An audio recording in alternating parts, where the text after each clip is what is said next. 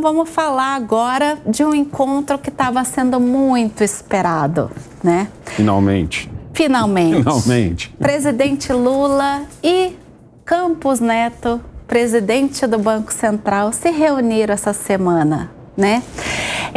Quem fez toda essa união não, né? Essa agenda entre eles. Articulou entre eles. Quem articulou essa agenda foi o ministro da Fazenda, Fernando Haddad, né? Desde que assumiu o Planalto, né, o presidente Lula ainda não tinha se reunido, né, com o então presidente do Banco Central. Vale lembrar, pessoal, vamos dar uma parada aqui só para explicar para quem está em casa. O Banco Central, ele se tornou independente, ou seja, ele já não é mais um órgão ligado ao governo, né? Ele tem a sua independência. Portanto, essa transição entre presidente Bolsonaro e presidente Lula foi a primeira transição entre presidentes da República onde a gente tinha um Banco Central independente. Portanto, o presidente Lula não pôde escolher o presidente do Banco Central. Por quê? Porque ele tem um mandato definido que atravessa de uma gestão a outra de presidência, né? Então, ele iniciou a gestão dele na gestão do presidente Bolsonaro e vai concluir agora no meio da gestão do presidente Lula, né? Então, é a primeira vez na nossa história que a gente tem o Banco Central independente e com essa transição aí. E isso gerou um desgaste. Por quê? Porque o presidente Lula, né, apesar de estar no seu terceiro mandato, né, como presidente, ele não estava acostumado com essa independência do Banco Central. E aí, no início ali do governo, rolaram umas rusgas, né, acho que todo mundo se lembra, por conta das altas taxas de juros, né, da Selic, né? E aí Fernando Haddad veio aí trabalhando, né, um cenário para que os dois se reunissem. Muito bem. Essa reunião aconteceu essa semana, né? E o Fernando Haddad considerou que essa semana era boa para isso. Por quê?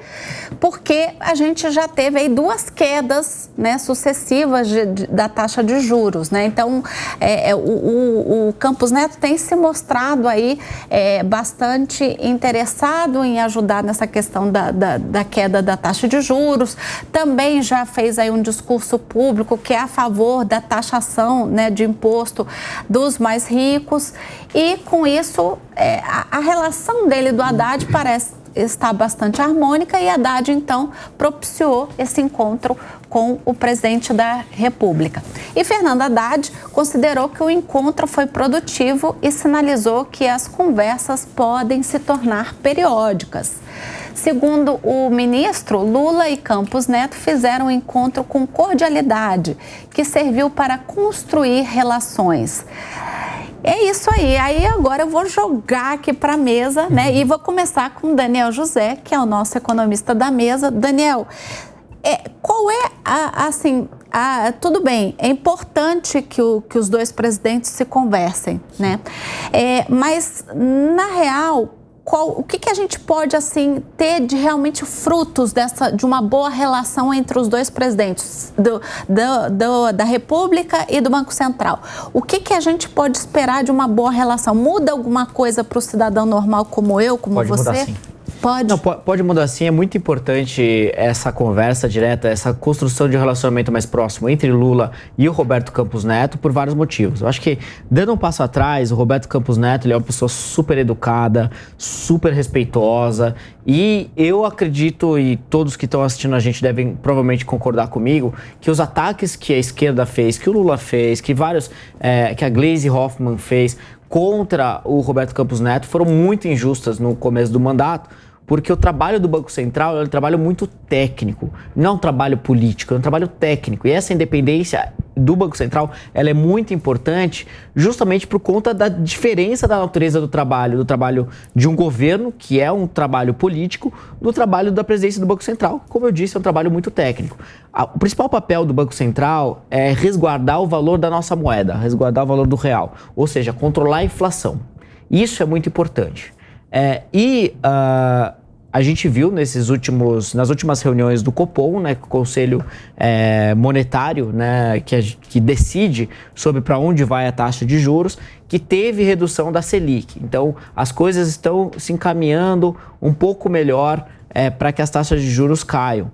Mas esse relacionamento, ele é muito importante porque o canal direto entre o presidente do Banco Central e o presidente Lula vai dar liberdade para o Roberto Campos Neto poder até, inclusive, aconselhar o presidente Lula sobre as políticas fiscais. Porque um dos fatores que mais tem o potencial de acelerar a inflação é o gasto desordenado do governo e que vem acontecendo. O governo Lula terminou o primeiro semestre com um déficit de 55 bilhões de reais. Ou seja, ele gastou 55 bilhões de reais a mais do que ele arrecadou. E esse tipo de conduta, esse tipo de política pública pressiona e aumenta as expectativas de inflação.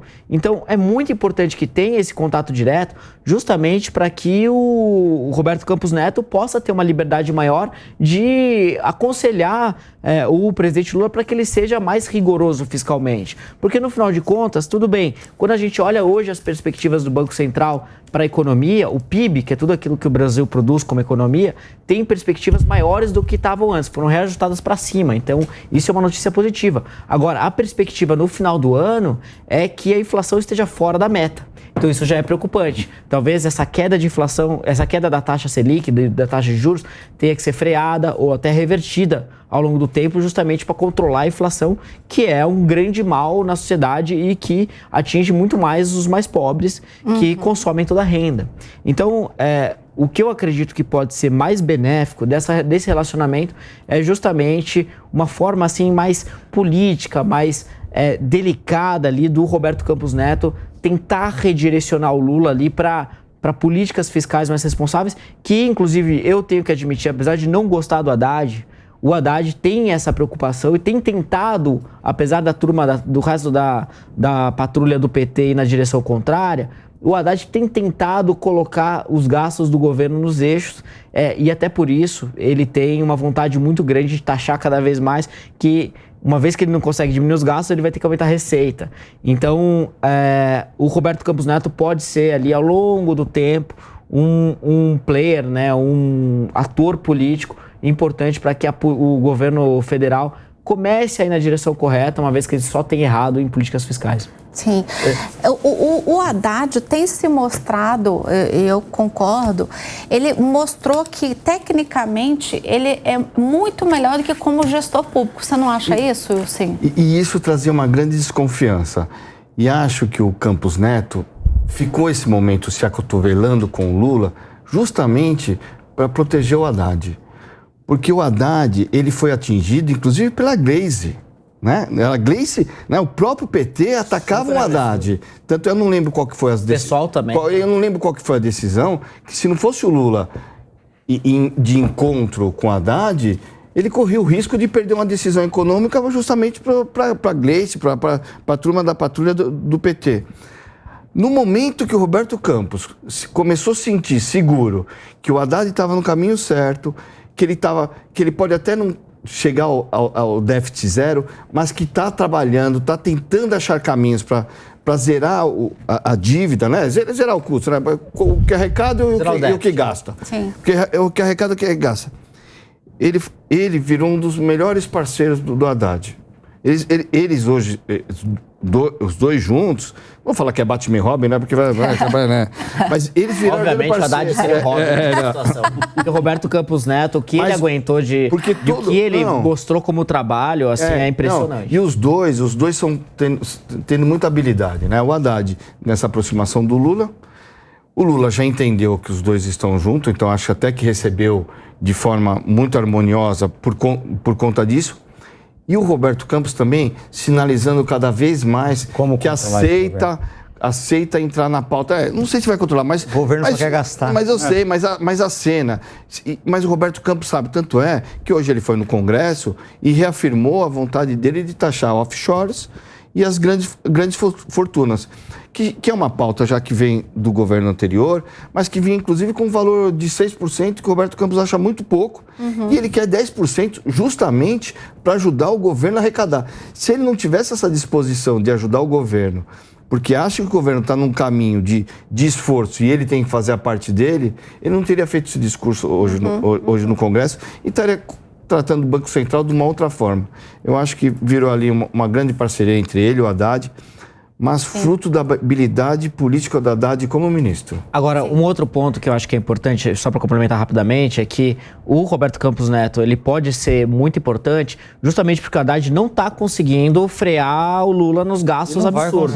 E não vai conseguir, porque ele não tem essa capacidade. Agora, o Roberto Campos Neto... Exato. Agora, o Roberto Campos Neto, ele pode ser uma pressãozinha a mais. Vai dar resultado? Eu não sei. Mas é melhor ter ele ali com mais proximidade, tentando frear o governo do que não ter. Ele apanhou demais. Como é que foi lá em Brasília, como é que soou essa questão aí desse encontro? Elaine, os deputados lá, a maioria deles, principalmente de centro e de posição, estão mais preocupados com emenda. Se chegar a emenda para eles, que é isso aqui, para eles jogar na base deles, pensando na reeleição, para eles, estão um pouco se lixando. Enquanto o governo estiver jorrando emendas lá, eles vão aprovar o que o governo quiser. Eles votam sem ver, votam daqui, eles olham para o outro lado. Infelizmente, é assim. Agora, como é que eles vão sanar um déficit de 55 bilhões? No primeiro semestre. No primeiro semestre. O governo é gastão. E o Roberto, ele está tentando de todas as formas segurar um pouquinho, mas não está conseguindo. Porque o governo gasta. E uma hora a conta não vai fechar, vai explodir isso daqui, só não enxerga quem não quer isso aqui. O Negão, que é especialista em dar exemplos práticos, aí, principalmente do povo da periferia, de compra de produtos ali de feira, uma hora não vai aguentar isso aqui, são 55 bilhões. Nós estamos em... Aliás, foi bom você falar de feira. Negão, como é que soou para você esse encontro? Porque, assim, essa semana eu vi que a inflação para produtos de feira subiu muito. Pois é. Né? Tomate, banana, tudo lá na estratosfera, né? Aumentou muito o valor. Como é que soou aí para você esse encontro? Essa semana, até na terça-feira, eu fiz um tweet onde eu postei a foto da feira que eu fiz, que tinha pouca coisa e já tinha R$90 ali. Finalmente, né? Passou, a gente já está terminando setembro, a gente nem pode mais contar que já estamos praticamente em outubro e finalmente o presidente resolveu se encontrar com o presidente do Banco Central. Eu acho que é uma coisa mais de ego, é difícil para o Lula, que já foi presidente uma vez, foi presidente de novo, elegeu a Dilma sendo ali um presidente meio escondido ali, né? É difícil para ele entender o novo mundo, é difícil para o Lula entender a internet, é difícil ele entender que ele não manda, que tem certas pessoas que ele manda e a pessoa não obedece. Eu não vejo o Haddad assim como vocês veem, assim, nossa, como o Haddad é lindo e maravilhoso. Muito pelo contrário, ele tinha que, em primeiro lugar, segurar os gastos do governo. Na verdade, o Haddad foi muito criticado por ele não ajudar nessa gastança toda. Esse era o motivo do primeiro... Por isso que eu acho que o Roberto Campos se aproximou dele. Que vê que ele está num processo... Exato. O Haddad está segurando... O Haddad está segurando... O Haddad está de boa fé, mas ele está de boa fé brincando ali com uma criança birrenta que está a fim de gastar dentro da loja de brinquedos. Exatamente. E está ficando caro. A Selic hoje está em 12,75. Abaixou. Mas ainda não é o suficiente. Não é porque o Roberto Campos Neto ele é maldoso. Nossa, como ele é ruim. Nossa, como ele odeia os pobres, né? Assim que o pessoal de esquerda gosta de falar sobre ele. Mas o pessoal também tem que entender que o governo é muito gastão. A Selic mostra o quanto o governo é gastão. Eu queria que a taxa de juros fosse 3, fosse 2, fosse 1, sei lá, entendeu? Porque assim, quem tem dinheiro nesse país de verdade não ia ficar jogando dinheiro aqui na Selic. Não, ele ia olhar e falar assim, quer saber, vale a pena eu abrir uma nova filial, quer saber, vale a pena eu contratar mais funcionários e fazer a roda da economia girar mais ainda. Mas não, o camarada olha o governo, ele olha o governo gastão, ele mira no Campos Neto e ele fala, poxa, se o Campos Neto está segurando em 12,75, mas abaixou 25... Não, ainda é muito alto isso aqui. Vale mais a pena você guardar o seu dinheiro nisso, deixar o seu dinheiro parado. porque é um governo gastão. Gente, 8 meses, 53 bi devendo. O Palumbo, a gente tem muita sorte aqui. 53 bi foi no primeiro semestre. Foi considerando aumentou, né? 6 primeiros meses. Cada mês que vai passando vai aumentando porque o governo gasta mais do que arrecada. A gente tem muita sorte. Olha a sorte que você aí de casa tem, de você ter aqui no programa a participação de um parlamentar federal que pode nos contar em primeira mão. E ele está sempre aqui, praticamente toda semana, dizendo: olha, lá o pessoal só quer saber de emenda. Lá o pessoal tá como... Eu gosto do exemplo que o Palumbo usa, que é o exemplo do aquário. Tá todo mundo lá que nem peixinho esperando a comidinha cair, todo mundo de boca aberta, sem se perguntar pra que é essa comida. Você entendeu? Infelizmente é assim. Já era pro Lula já ter se tocado disso, já ter dado uma segurada, entendeu? Nesse acelerador aí, ficar mais tempo no Brasil, porque esse tempo que ele está viajando para tudo quanto é canto, ele já podia ter sentado com o Roberto Campos Neto, podia ter um diálogo muito mais aproximado, não só com o ministro da Economia. Legal, é importante, mas, poxa, é o cara ali que vai decidir se o grandes empresários, se o pessoal rico vai querer segurar o dinheiro numa Selic ou vai querer colocar na roda da economia. E outra coisa, esse negócio de, nós vamos taxar os ricos e taxar o offshore e o caramba, não sei... No final das contas, meu amigo, quem vai pagar essa conta somos nós, somos o mais pobre. Imposto no Brasil é muito simples. A gente pode ir lá, taxar os ricos, quanto for, esse imposto vai descendo, desce, até que chegue em você aí no final das contas, porque somos nós que seguramos esse bendito país nas costas, somos nós que pagamos, é com o nosso suor, com o nosso sangue, que é pago a gasolina do jatinho para vir aqui assinar não fala qualquer que é com coisinha. O nosso sangue que tá pagando a gasolina, já vai tá vendendo. Mas um ponto importante. Ninguém aqui tá vendendo sangue. Não quer que subir literal. E legal que o Negão mencionou sobre essa questão de taxação de grande fortuna, porque por mais que o nosso sistema taxe muito mais consumo do que investimento, do que outras áreas, ou do que renda ou investimento, como é nos países que têm os melhores sistemas tributários do mundo, isso não funciona também por uma questão muito prática. Hoje você consegue transportar dinheiro, não é transportar, mas deslocar dinheiro de uma forma imediata. Então, para alguém que tem muito dinheiro... Circular dinheiro, que você fala. Não é nem circular, mas, por exemplo, pega alguém que é muito rico no Brasil. Se vai aumentar, se vai ter imposto sobre fortuna, se vai ter imposto sobre offshore, mas o quanto custa para ele mudar a residência fiscal dele para um outro país, é nada. Então ele vai embora, ele leva todo o dinheiro dele embora. Ele nem espera decidir, só então, o vento só o vento da promessa já faz ele... Nem sempre criar um novo imposto ou aumentar a alíquota de um imposto existente aumenta a arrecadação. Isso nem sempre acontece. E a gente está vendo no Brasil hoje, a alíquota aumentando e a arrecadação caindo. E a briga... Tá certo, vai sobrar mais pobre. Só uma última aqui, pessoal. Essa briga do Lula com o Campos Neto para baixar os juros é uma briga que já vem sendo pedida pelos varejistas. Assim como fazer o pessoal da alfândega trabalhar mais em cima do imposto lá dos 50 dólares, que não foi invenção do Lula, apesar de algumas pessoas até direita falar que o Lula inventou o imposto. Não, esse imposto já existia. O que o governo está fazendo agora é, de certa forma, trabalhar. Entendeu? Por isso que estão taxando tanto você aí. Aqui é a mesma coisa. Os varejistas estão pesando no Lula, porque se ele baixa esse imposto, o Lula quer tanto baixar, o imposto não, desculpa, a taxa de juros, para que volte ao pessoal consumir mais. Mas o pessoal consumiria mais se você abaixasse o imposto sobre o consumo. É horrível o quanto a gente tem que já se matar de trabalhar, já deixar uma nossa parte do nosso trabalho para o governo e depois deixar uma outra parte. Mas é a empresa que é taxada, negão, não as pessoas. Aí a empresa faz o quê, meu amigo? Você acha mesmo que ela amarga essa taxação? Ela passa para ti essa taxação. Exato. Por isso tudo é tão caro nesse país. Se baixasse o imposto, nós consumiríamos mais. Um bom exemplo está na carne, que não tem nada a ver com o governo, não foi ele que abaixou. Foi a boa e velha oferta e demanda que abaixou a carne.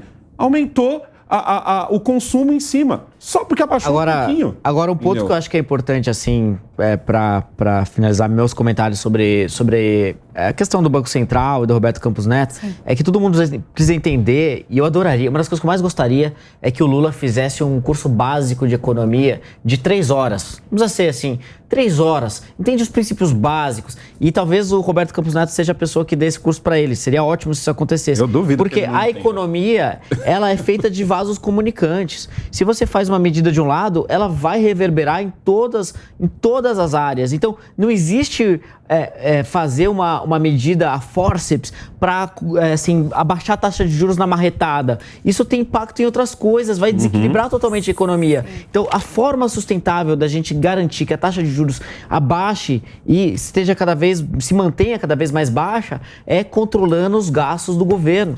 E para isso precisa da mudança de atitude do presidente Lula. Aproveitando a tua presença aqui na linha de frente, vou aproveitar também os minutos finais e te perguntar uma coisa. Com a saída de Campos Neto, você acha que quem assume vai ser Galípolo?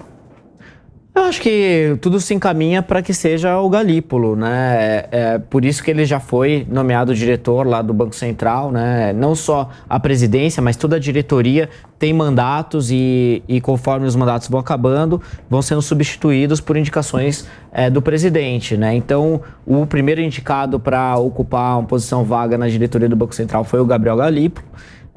E vamos ver, assim, como ele vai reagir. Eu, sinceramente, né, eu já tive em vários momentos com ele, já conversei com ele, já ouvi falas dele e, dependendo da audiência, ele fala uma coisa diferente. Eu não sei o que de fato ele pensa. E isso é uma coisa que me preocupa, porque às vezes eu vejo ele falando num discurso muito mais pró-gastos e muito mais pró-público da esquerda. E quando ele está falando para empresários, ele fala de um discurso muito mais pró-responsabilidade fiscal. Então, no final de contas... Ele é político?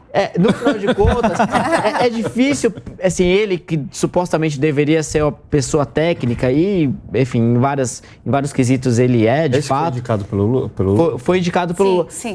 Então, ele era da equipe do Haddad, né? Exatamente, ele era secretário do Ministério da Economia, e que agora foi nomeado para o Banco Central, para a diretoria do Banco Central. Então, assim, eu não sei de fato como ele pensa. Vai ser muito importante acompanhar os próximos passos e ver o que vai acontecer, porque esse é um dos pontos, do meu ponto de vista, mais importantes em termos de criação de expectativa de políticas monetárias. Quem vai ser o próximo presidente do Banco Central vai determinar muito sobre a economia brasileira nos próximos anos. E se o Lula resolver botar ali algum cara no estilo do Guido Mantega, aí, meu amigo, é para rezar e torcer para que ainda exista Brasil daqui a 2 anos. Tá certo. E sobre essa discussão que o Lula queria voltar com a história de acabar com a independência do Banco Central. Claro que você é contra, né? Obviamente, assim, isso é um absurdo. A independência do Banco Central é extremamente importante para que o trabalho orientado pelo presidente do Banco Central seja exclusivamente técnico e não dependente de uma nomeação política ou que ele possa cair em algum momento se ele discordar do presidente. É só ver na época do Tombini. Tombini fez algumas medidas não técnicas para agradar Dilma. E, enfim, a economia foi para onde foi. E o que aconteceu com a Dilma a gente viu. Então, para que esse tipo de medida não aconteça, para que o presidente não use o Banco Central de forma política e prejudique a população e prejudique o valor da moeda, ou seja, que aumente a inflação, que impacta mais nos pobres, é muito importante que se mantenha independente e tenha cada vez mais independência. Mas é difícil porque se tiver independente... Rapidinho, 30 segundos. Ele vai ter infelizmente. Ele vai ter o que ele tanto quer, que é poder ter uma maquiagem ali, né? Nas contas. Vai dar uma impressão de que a economia está boa. Você, Luciano? Eu acho que é importante também. O Banco Central tem que ser independente. Tem que ser dependente. E prova que está dando certo a independência. Sim. Falta diálogo. Exato. Né? Onde tem diálogo, as coisas começam... Se resolve. Se resolve. Tem lá o indicado dele que deve levar muito do pensamento... Do próprio presidente Lula para dentro do Banco Central, mas não precisa ter a ordem, né? Ele tem que ter um pouco mais de liberdade e autonomia. Liberdade não, autonomia para tomar decisão. O diálogo resolve tudo, não é isso, Exatamente deputado isso. E delegado Palumbo? Banco Central independente e o governo menos gastão.